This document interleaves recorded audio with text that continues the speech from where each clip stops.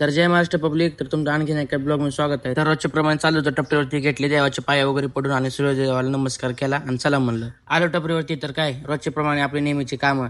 आणि तेवढं लक्षात आलं की मोबाईलमध्ये चार्जिंग नाहीये. तर चार्जर तर आपण घरी विसरलो होतो. आपलं काम कसं आहे, 25 आहे. चला म्हणलो वापस गेलो घरी आणि घेतले चार्जर वगैरे. जातानाच अण्णाला सांगितलं होतं जाऊन टपरीवर थांबा. आज काय येवलेला नव्हता, त्यामुळे अण्णाला म्हणलं द्यायचं एक कप चाय. तर दुपारची वाजली होती एक. तर विनत्या आलता, विनत्यासोबत चालल्या त्या गप्पा बिप्पा. तेव्हा कसा घालत असतोय. पाहुण्याला केलता कॉल, पाहुणा आले, पाहुण्याला म्हणलं चला कुठं तर फिरतीवर. तर गेलो वाकीच्या गाड्यांच्या पाठीमागे. तर मागचं काय गेट बंद होतं, त्यामुळे म्हणलं चला म्हणलं आता वापस पाठीमागच्या गेटला केलं टाटा बाबा आणि चला म्हणलं दुसरीकडे. तर काय रॉंग साईडने चाललो होतं. आता भीती वाटायला लागली कोण उडवल बिडवल म्हणून. नको डोक्याला ताण, दुष्काळ 13 महिना. तिथनं गेलो रोकलच्या घाटात पण लिहून होतं. तर चला म्हणलं वापस रिटर्न आलो इकडे. तर आता काय वातावरण शांत आहे म्हणलं. आता वातावरण शांत आहे म्हणलं, रात्री तर धिंगाणा असणार.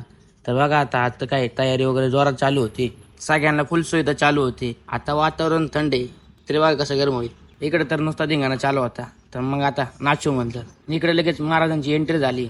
बघा आता पुढं काय होते काय नाही.